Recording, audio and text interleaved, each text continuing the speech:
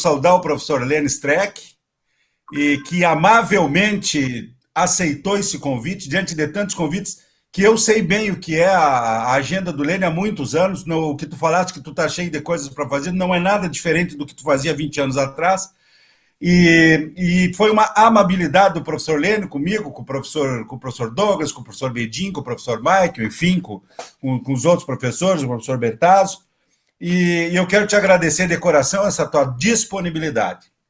Para não roubar teu tempo, que nós queremos aproveitar ao máximo tua fala, eu quero dizer aos que estão participando dessa sessão de live que o Lênin Streck, ele é professor de vários de nós, como foi o Bedin se denunciou, o Douglas também, o Michael e vários outros, e ele é um dos responsáveis pela formação de inúmeros professores da pós-graduação, que hoje, então, ele é daquela geração primária, dos pais fundadores de toda uma geração de pessoas que estão envolvidas com a pesquisa.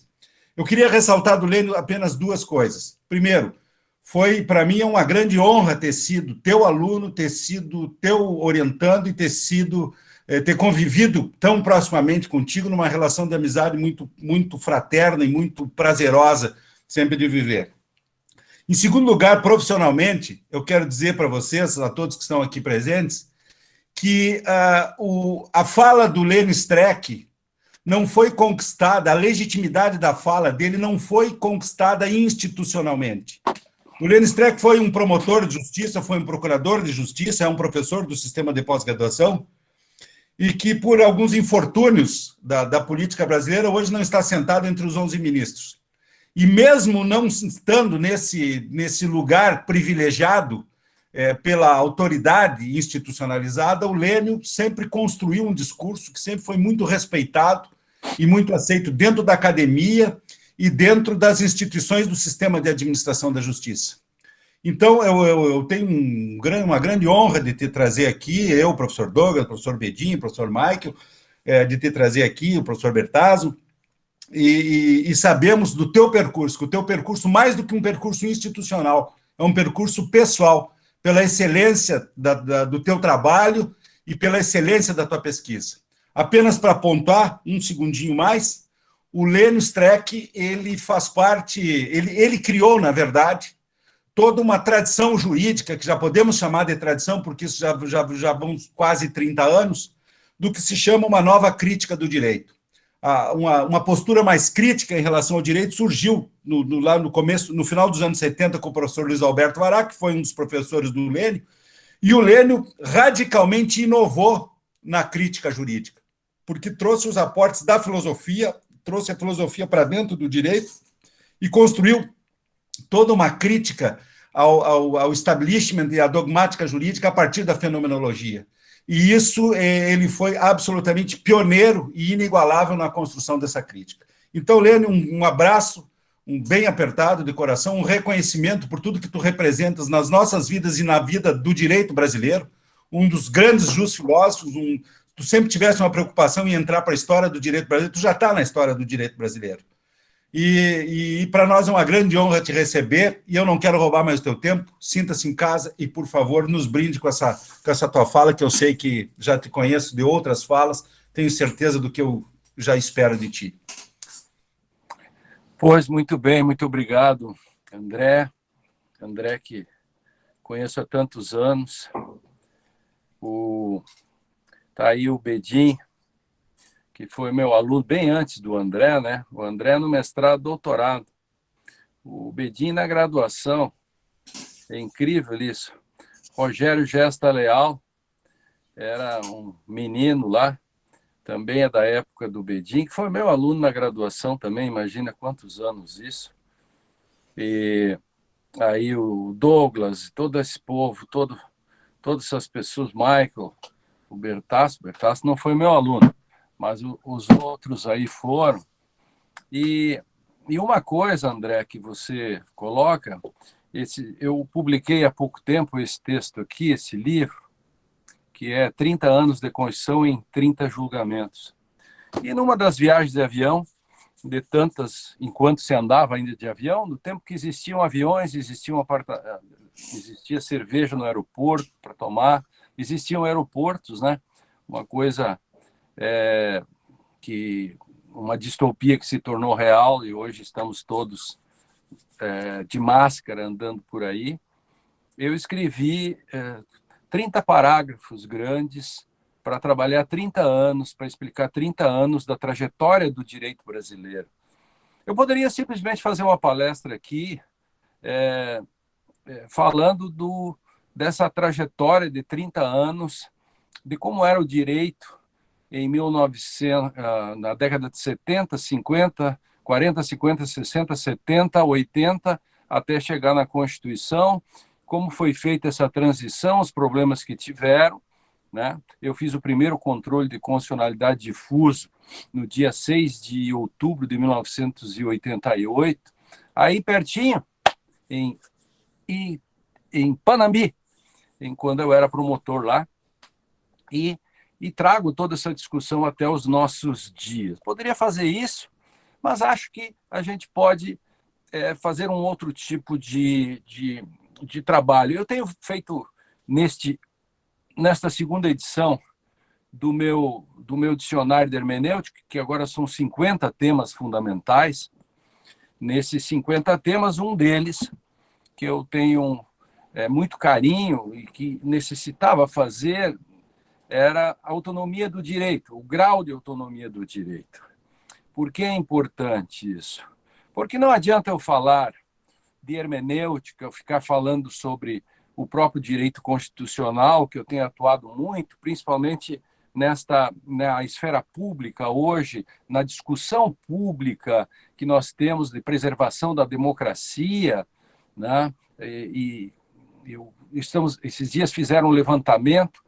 Na presunção da inocência, eu fiz 29 textos, 12 entrevistas, rádio, TVs, tudo que vocês imaginam, eu fiz nesta luta de constrangimento. Ou seja, para mim, a doutrina tem um papel fundamental de constrangimento. Eu tenho um verbete no dicionário chamado constrangimento epistemológico, que essa é a grande questão, por exemplo, no direito, para fazer com que nós possamos influenciar e fazer com que o judiciário tenha limites. Limites, constrangimentos são palavras fundamentais naquilo que eu chamo de autonomia do direito, ou grau elevado de autonomia. Então, eu falo, por exemplo, a partir, né, do Michael Stolles, que trabalha, aquele autor alemão, mas principalmente um outro que é desconhecido aqui no Brasil, eu estou tentando propagandeá-lo, que é o Bernd Ritters, que escreveu um livro chamado Die unbegrenzte Auslegung, que é uma interpretação não limitada, não constrangida, porque Grenze é fronteira, begrenze, né, fronteirizar, limitar, e unbegrenzt é sem limites, porque ele mostra que a ascensão do nazismo se deu por falta de constrangimento, que a doutrina quedou-se silente, igualzinho ao Brasil. O Brasil, a doutrina quedou-se silente durante a presunção da inocência. Dizem que 63% da comunidade jurídica era contra a presunção da inocência. O Brasil é o único país no mundo em que a comunidade jurídica, estudantes, não sei como nós formamos tanta gente reacionária. O Brasil é o único país do mundo em que, se os juristas fossem médicos, eles fariam passeatas contra as vacinas, fariam passeatas contra antibióticos, pois a comunidade jurídica é contra direitos. Então, quedaram-se silentes, então fizemos uma luta enorme. Eu fui ao Supremo fazer sustentação disso, fizemos tudo que vocês imaginam. Eu fiz a ADIM, a ADC 44, fui o principal, ajudei a fazer a 54 do PCdoB, apenas não assinei porque eu já tinha assinado a outra. Então, fizemos tudo que vocês imaginam. Eu fiz uma DPF para constranger a ministra para que ela colocasse em pauta o habeas corpus do ex-presidente Lula. Esse mesmo poder discricionário que o presidente da Câmara tem hoje para não colocar em pauta os impeachment do presidente Bolsonaro.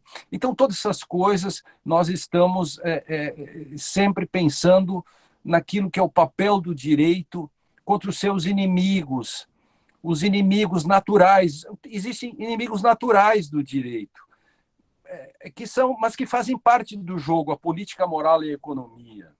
Por isso que nós temos cláusulas pétreas, nós temos todo um processo de controles, né? Nós temos o quarto do pânico da democracia, que são as cláusulas pétreas, e também tem os inimigos internos do direito, que não são naturais, são simplesmente fabricações autoritárias, que eu quero falar depois disso, dos inimigos internos. Chamemos assim os inimigos externos e os inimigos internos do direito, né?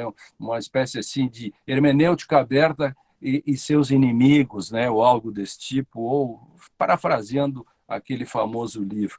Pois então, essas coisas todas, o Bernd Ritter diz que a Alemanha sofreu muito com a falta de constrangimento. Eu tento fazer isso cotidianamente, esse é o papel da universidade, o papel da pós-graduação, criar constrangimentos, né, naquilo que é, e isso se faz a partir de quê? A partir da compreensão, a partir de uma dogmática jurídica crítica, isso se faz a partir de um processo penal e um processo civil que são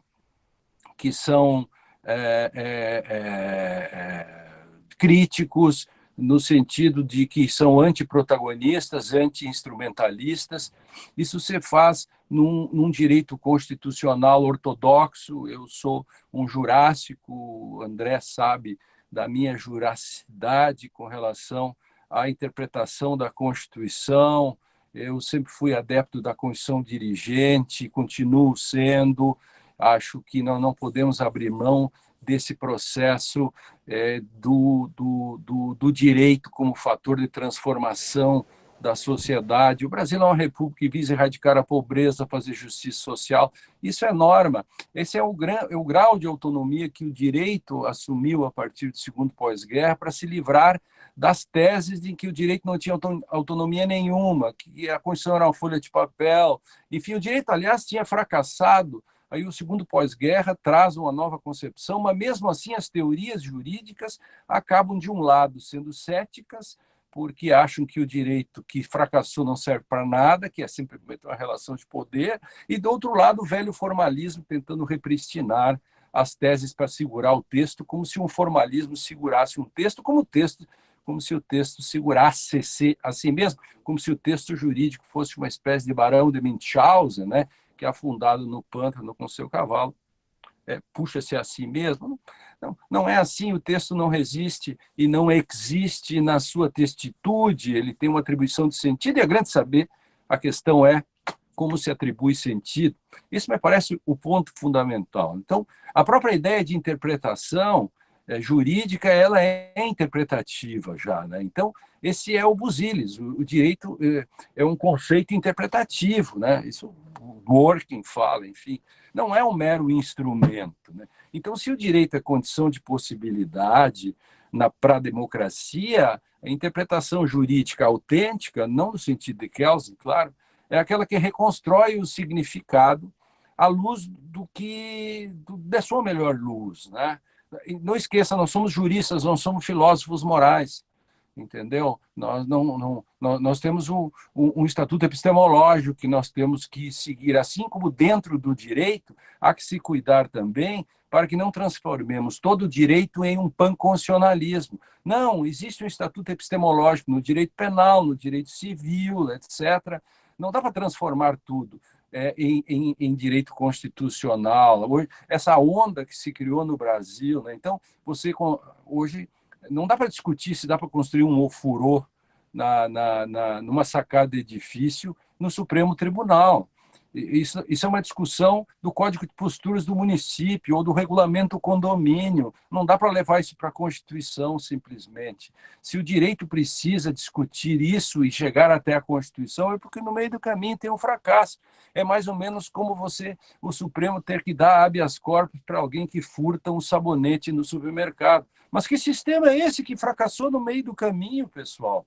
Então, o direito é um fenômeno complexo, mas que não tem sido levado muito a sério, né? Então, e por isso também há respostas corretas no direito, né? E há respostas erradas. Chico Buarque é melhor que Amado Batista. Você pode gostar, amar Amado Batista, e daí eu me lixo para isso. Eu não preciso gostar de Chico para dizer que ele é melhor que Amado. E o fato de eu amar Amado não significa que ele possa ser igual a Chico. Não preciso gostar de Chico para Chico ser melhor, porque eu posso demonstrar epistemologicamente que Chico é melhor que Amado. Esta metáfora, obviamente, é extensiva, né? Então, interpretar, portanto, não é uma questão de escolha. Nós estamos condenados a interpretar. Então, essa questão da autonomia, eu quero dizer com isso que se nós não tivermos um certo grau de autonomia no direito, a interpretação vira apenas um glacê.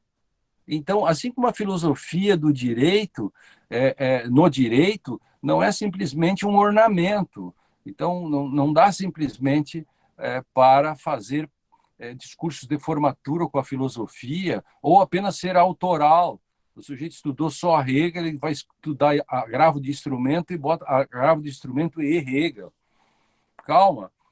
A questão da filosofia no direito tem um outro tipo de caráter, porque ela é estruturante. Por exemplo, filosofia no direito é você demonstrar que o livre convencimento é uma fraude, porque o livre convencimento está assentado no paradigma da subjetividade, da metafísica moderna, e isso é um problema. Você não consegue lidar com esse tipo de coisa se você não estiver dentro dos paradigmas filosóficos. Esse é o ponto, né? Eu não posso simplesmente tratar de alguns assuntos sem que eu esteja inserido num processo de compreensão. A dogmática jurídica que tentou, desde o século XIX, até fazer uma ruptura com a filosofia. Isso talvez explique, eu estou pesquisando muito isso agora, isso explique porque a dogmática jurídica parece que anda num caminho e o direito através de outra, ou a filosofia através de outro caminho, mas nunca se encontram, a não ser para botar pitadas, né? É como se bota nos açúcar nos bolinhos de chuva, assim. Então, não pode ser assim. Um é componente, ele é estruturante para o direito. A filosofia é condição de possibilidade. Então, quando eu digo que o direito não pode ser corrigido pela moral, por exemplo, o que eu quero dizer, né, que não faz sentido em falar em hermenêutica se o direito puder ser corrigido por argumentos morais, né? E por argumentos morais eu quero dizer que eu entendo que todos são todos juízos morais. Eu sempre faço juízos morais. Aliás, quando o positivismo, as correntes positivistas clássicas e os hard positivismos, a la Haas e outros, quando alguém diz que tem que separar direito e moral, isso já é um juízo moral. Ou como diz um autor que eu tenho pesquisado muito, que é o McIntyre, mostra muito bem que quando eu digo até mesmo que um relógio parado, que um relógio estragado não acerta as horas, eu estou fazendo um juízo moral, porque para mim o relógio correto é aquele que acerta as horas, portanto um não estragado. Até nos mínimos detalhes eu sempre faço juízos morais. Agora, quando eu digo que o direito não pode ser corrigido pela moral, eu não estou fazendo a separação direito e moral que um positivista exclusivo faz, ou até mesmo que um positivista clássico faria. O direito é uma construção fruto da esfera pública, da intersubjetividade, onde entra política, moral e economia. Portanto, não há uma linguagem, há sempre uma linguagem pública que me constrange. Nela agem e agiram na sua aprovação a moral, a política e a economia. Com isso, nós resolvemos os nossos disagreements. Poxa, todos nós temos disagreements. Nós temos disagreements que são os nossos desacordos morais. Mas como é que a gente resolve desacordos morais? Com isso que nós estudamos. Direito. Direito. O professor, o melhor professor que tem é o que ensina direito. Por quê? Porque o direito resolve disagreements. O grande problema é o que ele vai fazer com esse direito, o que o juiz vai fazer com esse direito, né? Então, por quê? Porque se na hora da aplicação os argumentos morais prevalecerem, de que adiantou a construção do direito? Percebe o que eu quero dizer? Ou seja, a linguagem privada do aplicador ou do tribunal, os juízos pessoais, etc., não pode corrigir o direito.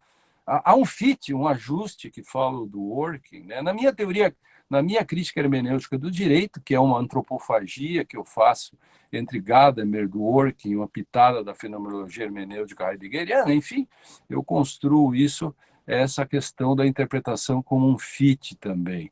Então, claro que o juiz, portanto, não é um escravo da lei, também não é o dono da lei. Existem, no mínimo, aí vem uma heurística, porque uma das vantagens que eu tenho feito, e o André falava hoje, antes da minha trajetória, uma das coisas que eu tenho feito, eu tenho construído uma teoria brasileira, ela tem uma matriz teórica, que é essa que eu chamo de crítica hermenêutica do direito, e eu tenho uma heurística também. Agora mesmo, o homeschooling, por exemplo, mostra a minha heurística, né? da minha teoria da decisão, com as 3 perguntas fundamentais, que, se for bem usada, acaba com essa farra do ativismo brasileiro. O ministro Gilmar, no seu voto, mostra ali a minha heurística, mostrando como você mostra que o homeschooling não pode ser dado, exatamente porque as minhas 3 perguntas mostram como isso se faz, né? E nós temos que ter caridade epistêmica para essas coisas, né? Nós temos que sempre encontrar e considerar os argumentos dos outros, né? Uma coisa, a internet, essas coisas que andam por aí, eu nos últimos anos não vi nenhuma vez alguém na internet dizer: olha, professor, você tem razão, eu mudei de ideia, você estudou tanto e eu vou acreditar em você. Não, as pessoas não aceitam, né? O direito brasileiro, ele tem hoje como se tivesse que mostrar uma charge que representa todo o direito brasileiro, eu simplesmente mostraria a charge daqueles 2 caras que estão caindo do avião e um deles tem o paraquedas e o outro não tem paraquedas. O cara que tem o paraquedas é o que diz para o outro: você está sem paraquedas. E sabe o que responde o sem paraquedas? Isso é na sua opinião. Bem, assim é o direito. Nós não respeitamos hierarquias, nós não respeitamos teorias, como se o direito fosse uma questão de opinião. O 142 da Constituição não é uma questão de opinião.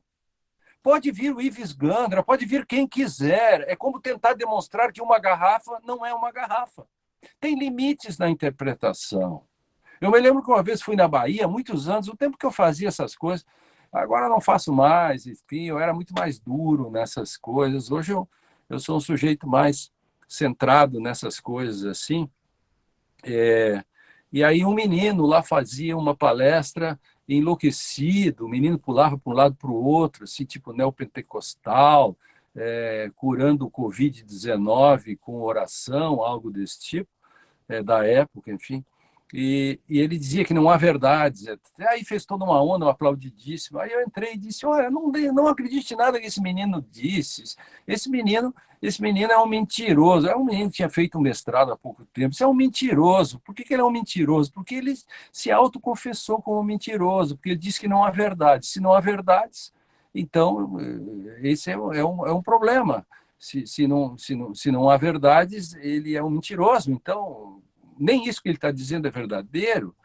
Aí eu fiz o desafio, que eu faço o desafio ao Gandra e todo mundo que fala sobre 42. Tragam-me os grandes cientistas, os maiores intérpretes do mundo e provem que isto não é uma garrafa, ou isto não é um carro, ou isto não é uma picanha, isto é uma maminha, ou provem para mim que onde está escrito ali, o do 142, prevê que os militares possam fazer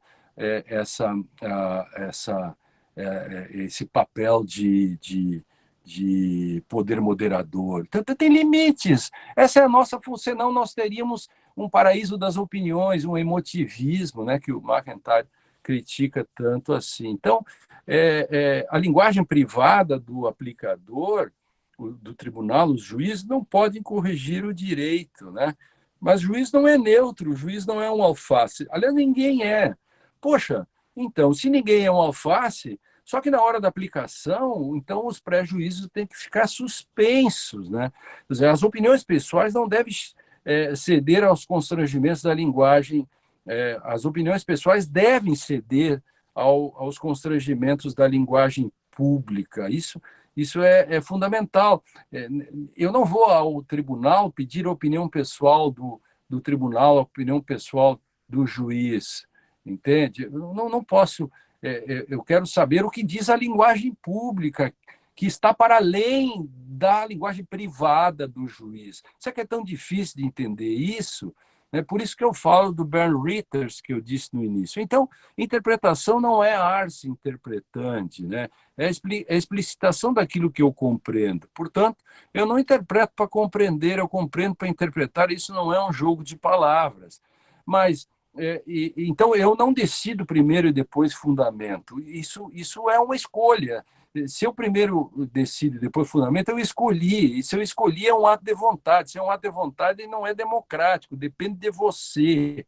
Então, interpretar não é uma Auslegung, né? Tirar do que está posto, simplesmente, mas também não é uma freie Sinngebung, é uma livre atribuição de sentidos. É um sentido limitado que se dá a partir, né, desse fit que eu falo, né, do ajuste. Então, sempre há um grau de objetividade que não é a mesma coisa que objetivismo, né? Não estou trabalhando aqui com questões ontológicas clássicas. O que eu estou falando aqui é uma coisa simples, é que a filosofia, a partir da modernidade, é substituída pela epistemologia. Por quê? No sentido da epistemologia, porque vai ter que explicar as condições de possibilidade pela qual se faz a compreensão, o entendimento, a teoria do conhecimento, a primeira forma de epistemologia da modernidade. Bom, enfim, depois de lá, digamos assim, teríamos 3 tipos de epistemologia nesse sentido, né? Então, quando eu digo que interpretar a partir do Gadamer é explicitar o compreendido, eu estou dizendo que não é proibido fazer epistemologia no direito, na hermenêutica. Por exemplo, quando eu sempre tenho que mostrar as condições pelas quais eu compreendi. Então, Gadamer diz, se queres falar de um texto, deixa primeiro que o texto diga algo a você. Então, existem textos, existem fatos. Sim, os meninos da graduação, e muita gente gosta muito da frase do Nietzsche, não há fatos, só há interpretações. Aí eu gosto do Humberto Eco, brincava com isso e dizia, não há fatos, só há interpretações, o Nietzsche é o quê? Uma própria interpretação? Então, um pouco dessas coisas que se colocam, né? Não há fatos. Ora, o positivismo, né? Aliás, o Nietzsche diz assim, frente ao positivismo que diz que só há fatos, eu digo não há fatos, só há interpretação de fatos. Aí tem o seu contexto, um homem na sua história. Engraçado que o positivismo jurídico tem, e todos os positivismos são tantos, né? Eu cataloguei 10 tipos no dicionário, ele tem uma questão, o conceito, o direito é um fato social posto pela mão humana. Se é um fato social, a mão humana eu ponho o positivismo de opor, a partir disso o meu trabalho é apenas descrição. Por isso que o positivismo não tem uma teoria da decisão. Aliás, o Albert Calzamilha, né, que morreu jovem, que fez a tradução de Dworkin para a Espanha, ele escreve um texto, né, sobre pós-positivismo. Eu não gosto da palavra pós-positivismo, eu uso não positivismo ou antipositivismo. Ele diz que o calcanhar de Aquiles de todas as teorias positivistas é nunca ter se preocupado com a teoria da decisão. O único positivismo que pode tratar com uma espécie de decisão é aquele que é um certo textualismo, né? Diríamos, então, que um positivismo textualista é o único que poderia tratar de uma certa decisão ou teria, digamos, uma postura normativa, né, num nível, né? Então teríamos, como diz o Dworkin, né, você tem o textualismo, o positivismo textualista, você tem o pragmatismo do outro lado. O positivismo textualista trata só do passado, o pragmatismo trata para frente, e a hermenêutica, ou, digamos, a teoria integrativa, e eu faço uma adaptação disso, trata do presente com olho no passado, com prospecção para o futuro, né? a partir de prognoses e um fit a partir daquilo que se discute na comum unidade, que é a linguagem pública, que me constrange. Esse é o meu conceito que eu trato disso, né? Então, isso num nível, evidentemente, né? Porque o Dworkin não vai discutir muito, não quer discutir com outro nível dos positivistas, do hard positivismo, que são os positivistas exclusivos e inclusivos, mas isso é motivo para uma outra live. Eu recomendo aí o maior verbete do meu dicionário, que tem quase 100 páginas, o verbete, o dicionário tem 500, que é o positivismo, porque, poxa, são 10 ou 11 tipos de positivismo, é muita coisa, né? Porque é muito complexa essa discussão e isso me levou muito tempo. Então, afastar sofismas e narrativas e retóricas no direito é obrigação nossa. Isso implica falar a partir sempre de paradigmas filosóficos, né? Implica ser antirrelativista, implica a rejeição do emotivismo, né? Implica dizer que uma decisão não pode depender da opinião ou gosto de aplicador. Gente, ou isso ou nós fracassamos, porque se eu deixar, se eu disser que o direito é aquilo que os juízes dizem que é, ou o tribunal diz que é, acabou para nós. Pós-graduação fecha, não tem nenhum sentido. Desculpe, eu sou portador da má notícia, então, mas as teorias realistas, principalmente a do Brasil, que são empíricas, realistas retrô, não cognitivistas morais ou éticas, que não se preocupam em ter critérios de decisão, ela sempre depende do protagonista. Então, isso para o direito significa o seu próprio fim. Então, a questão aí não admitir que cada juiz decida a partir de seus juízos é exatamente o que nós. O Brasil nunca se preocupou com a teoria da decisão. Eu tenho dito muito isso. Por quê? Porque grande parcela dos lidadores, falo aí lato sensu, eu gosto sempre de usar a palavra juristas, que o Vará sempre falava jurista. Jurista é todo lidador do direito. No Brasil, parece que jurista é só o cara mais sofisticado. Então, para mim, juristas são todos, né, que lidam com o direito. Né? Então, grande parcela dos juristas, consciente ou inconscientemente, são realistas, né? Pelo qual o direito é o que os tribunais dizem que é. Essa é uma coisa velha, que está no imaginário dos juristas, e por isso que os livros que mais vendem são os livros que fazem pequenas glosas de ementas e ementinhas, essa coisa de direito facilitado do Brasil, enfim. Então, e os que não são realistas, eles são sedizentes positivistas, só que os positivistas brasileiros assim se definem quando assumem como exegetistas, né? Do tipo aplicar a letra da lei, sabe-se lá o que isso quer dizer, né? Como se ainda se pudesse falar dessa postura do século XIX. O único positivismo aceitável, então, seria uma espécie de textualismo, que não resiste a qualquer análise linguística no plano da própria sintaxe, né? Não quero falar aqui dessa discussão entre os textualistas e originalistas americanos e outras coisas. Eu escrevi demais sobre isso. Os demais positivismos não se preocupam com a decisão, isso não é opinião minha, é dito pelos próprios positivistas pós-hartianos, né? Apostar em protagonismos é anti-hermenêutico, portanto, para mim, porque a decisão, nesse caso, depende da vontade do intérprete, do protagonista. Logo, por que, então, a decisão depende, logo, para evitar que o direito se transforme em meras narrativas, é preciso uma teoria da decisão. Eu preciso de critérios. Essa é a questão. Então, em tempos de pandemia, por exemplo, e os inimigos do direito aparecem mais ainda, na verdade, se pode dizer que eles aparecem a qualquer momento, mas em tempos de pandemia eles aparecem muito mais. O ministro Fux, por exemplo, disse outro dia que na necessidade cessa a lei, citando lá de São Tomás de Aquino. Eu digo ao contrário, é na necessidade que nós precisamos do direito. Por quê? Porque não se pode dizer que nessa pandemia nós precisamos de um estado de exceção. Isso é um conceito político. Eu trato, junto com o Pedro Serrano, a gente escreveu, e até antes de alguns americanos que começaram a trabalhar isso, uma legalidade extraordinária. Há uma pesquisa interessante que nós lidamos com 150 constituições do mundo, 150 países que trabalharam essa noção aí de legalidade e quantos países fizeram estado de exceção, muito poucos, quase nada, e os outros trabalharam com legalidades extraordinárias de um lado e do outro. O Brasil parece que optou exatamente por esse caminho, né, que Pedro e eu temos trabalhado muito.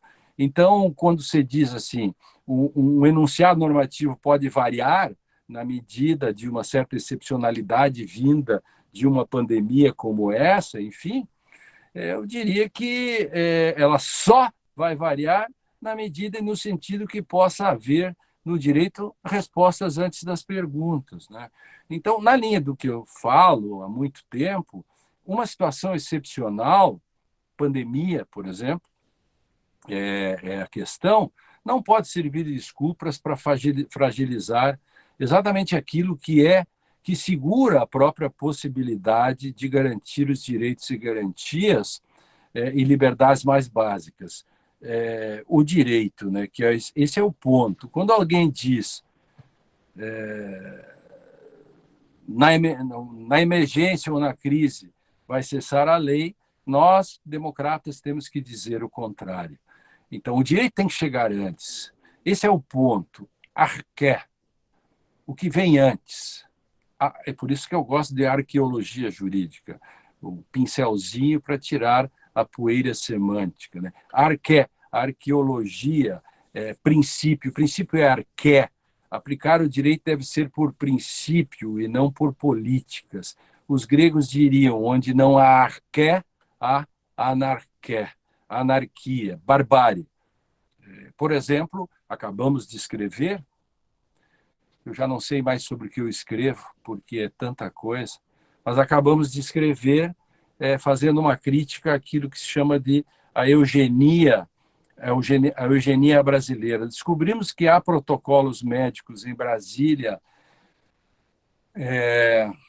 Pernambuco, São Paulo, Distrito Federal, que dizem que em caso de disputa de CPI entre alguém de mais de 60 ou 70 anos e um jovem, você tem lá uma série de critérios e deixa morrer o mais velho. Isso tem nome, chama eugenia. Só que essa é uma questão que o direito não pode. Isso é contra a Constituição. O direito, que é civilizatório, deve propiciar as condições para que não precisamos nos envergonhar por fazer escolhas trágicas. O direito não se coaduna com escolhas trágicas. No direito não existe o dilema do trem, do Michael Sandel. Até porque se você matar o gordinho, eu não vou contar aqui, eu passo por cima disso, porque eu considero já sabido isso. Eu não vou matar o gordinho e salvar 5, porque o gordinho, ele pode... Você não sabe o que acontece. O que você vai saber sobre isso? Você é no escuro, é como você tirar um cara de 70 e salvar um jovem na hora H que um médico faz uma espécie de escolha de Sofia, que é eugênico isso. Por quê? Porque esse que você está salvando pode ser um terrorista daqui a 2 semanas, ou o que você está matando pode ser o cara que vai inventar a vacina. Isso, a vacina contra o câncer, que é o mesmo caso da discussão do dilema do trem. São jogos filosóficos e o direito não faz filosofia moral. Ele tem que chegar antes, ele precisa chegar antes. Se ele não por isso que eu uso aí a tarefa, a metáfora do castelo, né, pelo qual o direito adquire, né, esse grau de autonomia, exatamente para evitar que os predadores, por exemplo, os juízos, até mesmo os juízos científicos, entre aspas, justificadores de uma certa perspectiva moral ou até juízos econômicos em face de utilitarismos pelos quais o direito ficaria de lado e pelos quais eu tomaria os fins que justificam os meios para algo melhor da sociedade. Com isso eu faço eugenia, por exemplo, que então o direito fracassa. Civilização ou barbárie, o direito tem que chegar antes, ele tem que interditar. Por isso que, nesse caso, claro, levando em conta a minha heurística com relação às 3 perguntas fundamentais, porque elas separam o joio do trigo, que é ativismo e judicialização, esse é um caso típico de judicialização e que você tem que... O Ministério Público e a magistratura tem que colocar à disposição todos os leitos privados na esfera pública, na rede pública, para evitar que o médico vá lá e diga: eu tenho que matar o mais velho para salvar o mais moço, que é esta sim eugenia, e o direito não permite, senão nós fracassamos. Como vamos nos olhar depois de tudo isso, olhar um na cara do outro e dizer: nós usamos o direito como um instrumento para legitimar eugenias, ou matamos um monte de pessoas e reabrimos o comércio porque não soubemos fazer lockdown, ou porque achamos que há um direito fundamental de qualquer filho da mãe ir lá contaminar os outros, né? Como também não há um direito fundamental a falar contra a liberdade, usando a própria liberdade, como esse pessoal que anda na frente do Supremo Tribunal. Então, nesse ponto, né, eu falo de predadores externos e predadores internos, né, e me preocupo profundamente também com os predadores internos, que é subjetivismo, discricionariedade, ponderação, essa praga, né, e todas essas coisas que fazem com que o direito perca, se fragilize. E a equação da democracia é: quanto mais um edifício construído, né, que é a metáfora minha do edifício, do castelo, estiver em pé, resguardado, ou se defendendo bem dos inimigos internos e externos, mais a democracia estará sólida, né? Porque o Brasil tem um problema que, além da crise econômica e a pandêmica, tem uma crise política que retroalimenta as outras duas, o que faz com que seja mais difícil, e isto faz com que o direito seja muito mais instrumentalizado. Esse sempre é o grande problema. Então, nesse ponto, né, quando a gente fala em interpretação ou o que é o direito, a gente vai ter que exatamente ter a consciência da importância dos conceitos no direito também. Quer dizer, não adianta eu começar uma discussão se eu não acertei com você qual é o conceito de princípio. Então, quando você diz, estou dando um exemplo apenas, poderia falar a tarde inteira sobre isso, mas quando a gente usa um exemplo mal posto, ou um conceito mal posto, por exemplo, princípios são valores. Eu demonstro agora, e eu tenho me acostumado muito com essa questão daquilo que eu chamo de condição hermenêutica de sentido, que faz parte da heurística da minha teoria da decisão. Condição hermenêutica de sentido é um modo pelo qual eu verifico o discurso para ver se ele tem condições de veracidade. É possível fazer isso, né? Uma boa epistemologia para fazer isso. E com isso eu posso exatamente demonstrar aquilo que nós estamos tratando. Quando eu digo que princípios não são valores, eu posso demonstrar pelo verbete do dicionário, porque eu fui atrás da filosofia dos valores e aquilo tudo que forma uma dada tradição, eu posso demonstrar que, se eu digo que princípios são valores, eu tenho um ônus argumentativo para demonstrar o que são valores. Como valores, pela tradição filosófica, isso não é opinião, é fato, você tem uma questão externa. Como que eu posso dizer que princípios são valores se eles são utilizados para abertura interpretativa, se como valores eles deveriam ser um fechamento, se de fato eles fossem valores nesse sentido, embora eu possa dizer que eles fazem o fechamento por um outro conceito de princípio, que é esse que Dworkin, eu e alguns autores, por exemplo, trabalha, que é um padrão de conduta, um padrão interpretativo que se forma, né, na comunidade a partir do seu caráter e medida o seu caráter deontológico, porque ele é norma.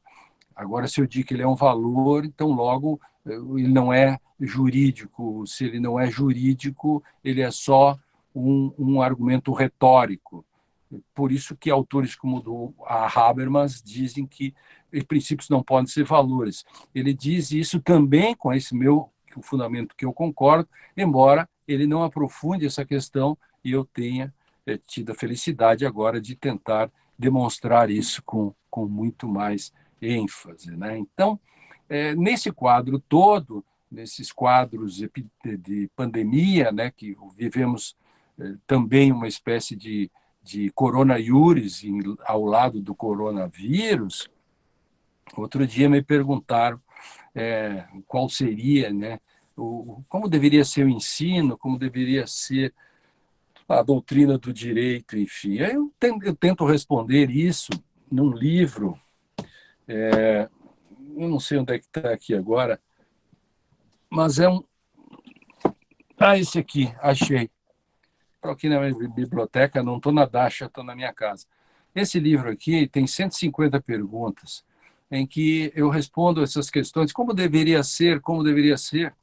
Então, eu tento responder, são 150 perguntas em 300 páginas, que os meus alunos me fizeram e outras pessoas fizeram. Aí, qual seria, por exemplo, o modelo do juiz ideal, né?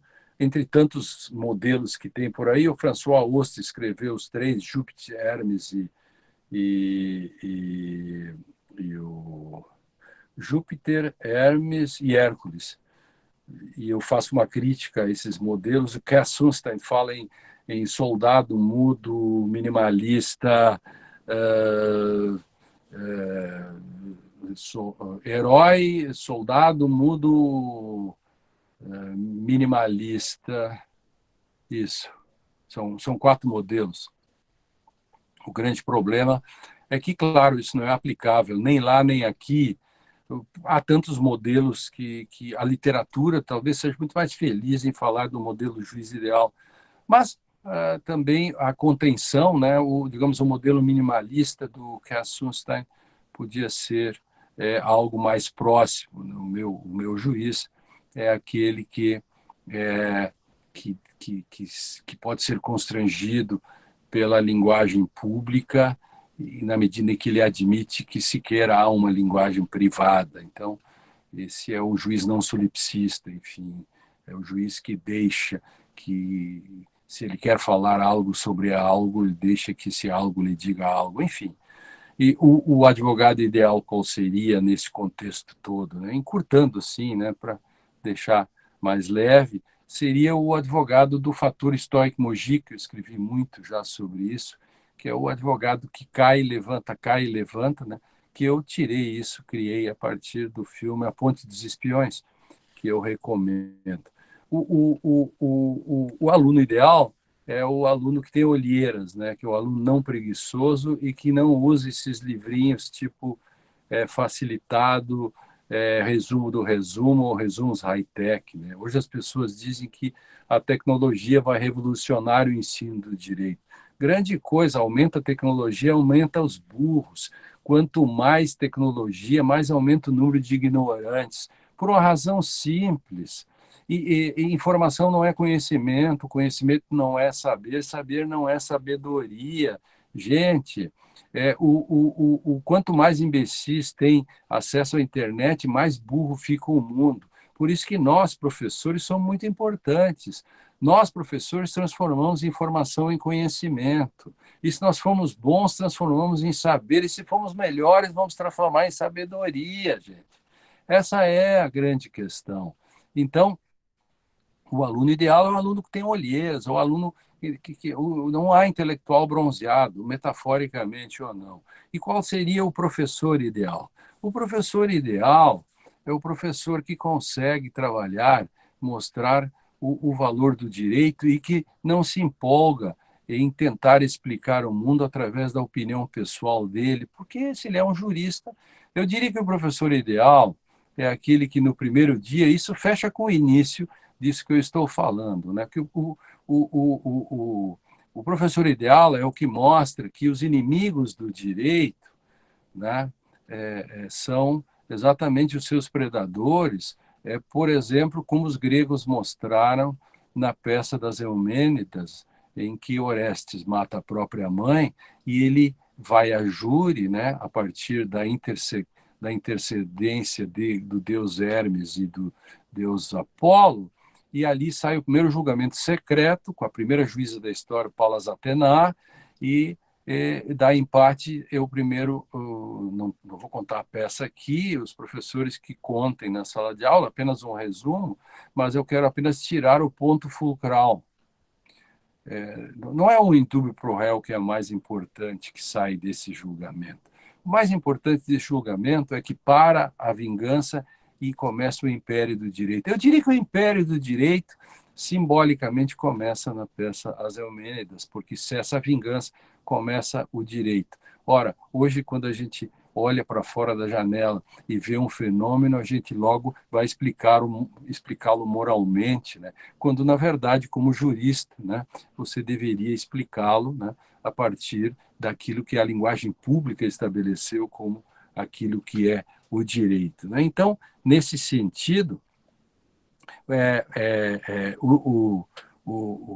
como eu falei, os inimigos do direito são os inimigos da democracia, sabe? Eles vêm disfarçados, usam o direito como os nazistas fizeram. Por isso o constrangimento necessário que fala o nosso Bernd Ritters, né? Portanto, decisionismo, discricionariedade, voluntarismo, tudo isso é incompatível com a democracia, incompatível com a harmonia do Estado democrático de direito. Eu não quero saber a opinião pessoal do juiz, do tribunal, eu não quero saber o que está dentro do juiz, eu quero saber o que está fora dele, eu quero saber o que está na linguagem pública. Por isso que nós existimos, senão nós podemos deixar tudo para o velho problema do subjetivismo. Então, a sala de aula dos cursos jurídicos acaba sendo um criatório de equívocos, que depois resultam em agentes públicos que proferem decisões sem evidências científicas, né? Jabuti não dá em árvore, alguém botou lá. Então, eu diria que se há uma pandemia no direito, o paciente zero está na faculdade de direito. A vacina tem que ser encontrada ali, depois é muito tarde.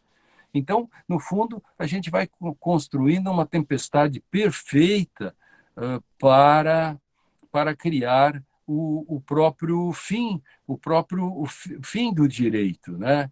Eu diria que uma receita interessante para acabar com a democracia e com o Estado democrático de direito tem alguns ingredientes fundamentais, né? O voluntarismo interpretativo, o panprincipiologismo, o direito fofinho, né?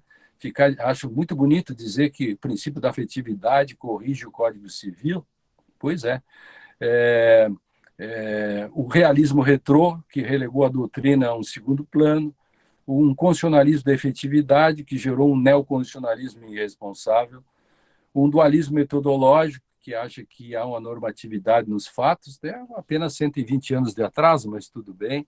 Uma dogmática jurídica tosca, sem sofisticação teórica, né? Ninguém se operaria com um médico que escrevesse um livro, Operação Cardíaca Facilitada, mas no direito pode, porque, afinal de contas, a gente não dá bola para o direito, né? O direito é só um instrumento e os alunos nem usam mais livros, né? Os alunos usam só seu pequeno tablet para encher o saco do professor. É um inferno a sala de aula, com o professor diz assim, Kelsen disse isso, e se quebra todo para dizer, e o aluno olha no seu celular e diz, ele está certo, vai se catar, o cara estudou muitos anos para falar isso e o cara vai no Wikipédia para aprender isso. Quer dizer, essas coisas que tomaram conta, não tem hierarquias, perdemos a capacidade, né, de sermos intelectuais porque praticamos o anti-intelectualismo. A moralização do direito, que ao mesmo tempo é a sua desmoralização, um ensino jurídico estándar, que jogou no mercado uma multidão de pessoas sem formação, com formação deficiente, assim como na política tem o baixo clero, o direito tem um monte de baixo clero, e tudo isso aliado a um equivocado modelo de concursos públicos, quiz show, sobre o qual eu já escrevi 500 mil vezes. Todo esse quadro gerou e permitiu que pessoas como Sérgio Moro surfassem na onda moralista dos fins que justificam os meios.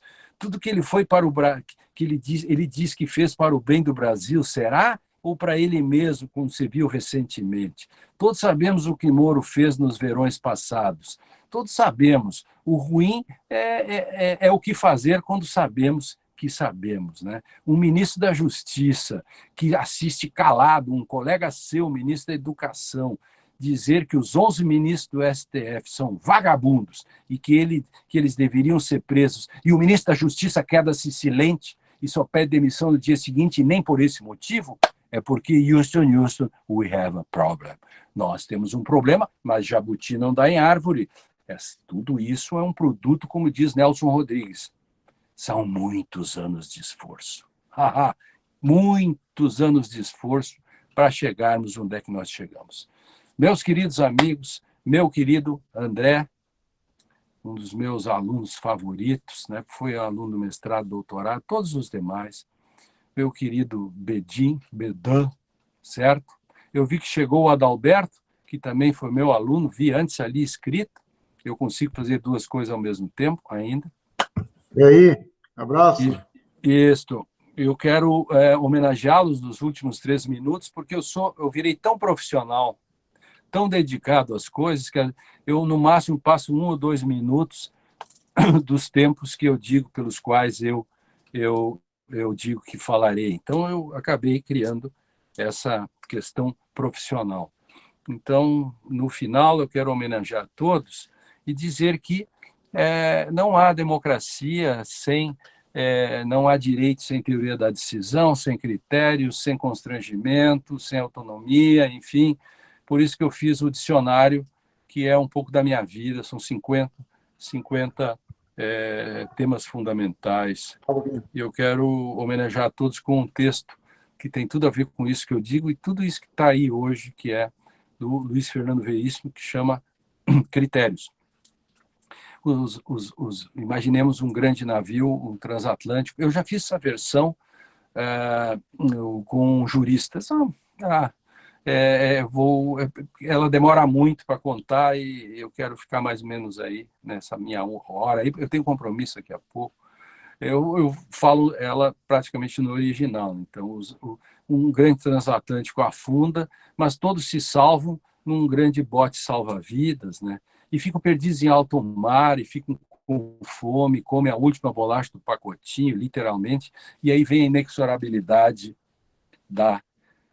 do canibalismo. Então, uns terão que comer uns aos outros para os outros sobreviverem. Aí o sujeito diz, quem vamos comer primeiro? Aí um gaiato lá, malandro, diz, as mulheres parte de pau para cima dele, se onde se viu, você é um machista safado. Mas estava posta a questão, que critério usar para decidir quem vai ser comido primeiro, afinal, se é inexorável a premissa de que haverá antropofagia, e aí começa a discussão. Primeiro os velhos, diz um gaiato lá, o jovem, e os velhos dizem, está louco, você não tem respeito, somos difíceis de mastigar. Então, por que não os mais jovens, que estão dispostos a gestos nobres? Aí os jovens respondem que eles podem ajudar a avistar a terra, remar. Então, os gordos e apetitosos, diz um jovem, e o gordo diz, injustiça, eu tenho mais tempo eu tenho mais calorias. Aí vamos comer os mais magros, e os magros dizem que são difíceis de mastigar. Vamos comer os religiosos dizem, tá louco, se isso aqui tudo der merda, quem vai rezar por nós? E é uma confusão, enfim, e tinha que achar um critério, e não conseguiam, e não vamos esquecer que isso se dava num canto do navio em que estava a primeira classe. E era um dilema, como fazer aquilo que se tinha que fazer, só que precisavam de critérios. Um sujeito lá da segunda classe, ou terceira classe, que era o estagiário então gritou, como é que é? Estamos com fome. E aí o cara da primeira classe, né, onde se resolve as coisas da sociedade, né, disse, estamos indecisos. Aí o cara disse, eu tenho um critério, vamos comer os indecisos. Aí a confusão começa até que, de fato, um teórico entra na parada e diz: náufragos e náufragas, neste barco só existe uma divisão real, e a única que conta quando a situação chega a este ponto, não entre velhos e jovens, gordos e magros, poetas e atletas, crentes e ateus, é entre minoria e maioria, e partiram para cima da minoria. Vamos comer a minoria. Novo rebuliço, protestos, revanchismo, não, gritavam os membros da primeira classe, mas a minoria partiu para cima disso e dizia: vocês não são aqueles que sempre são os primeiros, pois serão os primeiros a serem comidos e pela primeira vez na história farão uma função social e salvarão os demais. Mas ainda restava um problema. Mesmo que fossem comer a primeira classe, não podiam fazê-lo indiscriminadamente, precisava haver critérios, de novo.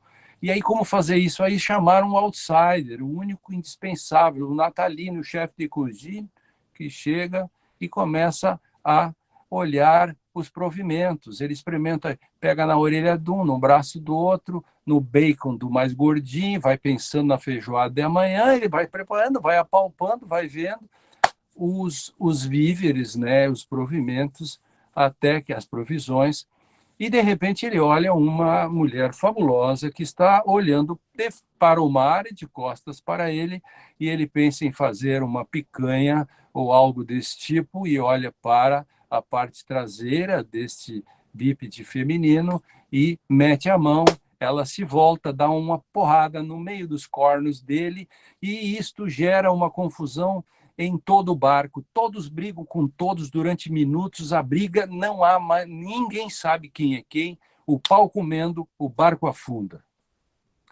Vêm os tubarões. E os tubarões comem todos, porque, como se sabe, os tubarões não têm critério. Tubarões não estudam direito. Tubarões não sabem nada do que é decisão. Tubarões são protagonistas, são solipsistas. E este é o problema. Por isso, muito cuidado, que os tubarões já podem estar às nossas portas de há muito. Obrigado, André, obrigado, Adalberto, obrigado, Bertasso, obrigado, o Maico, obrigado, Bedan, meu querido amigo. Um beijo para todos. Eis aquilo que eu poderia oferecer aos outros hoje. Querido Lênio Streck, muito obrigado, um prazer te enxergar. Não vamos fazer perguntas, porque o Lênio já tem um compromisso, e fiquemos com as nossas perguntas para respondermos nos nossos estudos e nas nossas leituras. Quero te agradecer de coração, um prazer te ver com saúde, um prazer te ver bem, bonito, saudável e cada vez mais inteligente, cada vez mais aguçado, com essa navalha cada vez mais afiada. É um imenso prazer ter sido teu aluno, é um imenso prazer ter te conhecido, e quero que tenhas uma longa vida para podermos contar com o teu constrangimento e o teu permanente estímulo ao estudo. Um grande abraço. Esse foi um evento do grupo de Fundamentos Críticos do Direito Humano, meu, do professor Douglas, e também do grupo de estudos dos Novos Direitos nas Sociedades Complexas. Lênio, essas duas casas, a URI e a Unijuiz, são tuas casas, e a hora que tu resolver aparecer por aqui, sinta-se agraciado. Quando abrir a fronteira da Argentina, nós vamos buscar uns vinhos, vamos te mandar algumas coisas excepcionais. Um beijo no teu coração, um beijo na Rosana e um beijo em todos. Valeu, querido. Um abraço. Valeu. Abraço. Vamos ver aqui, terminar aqui.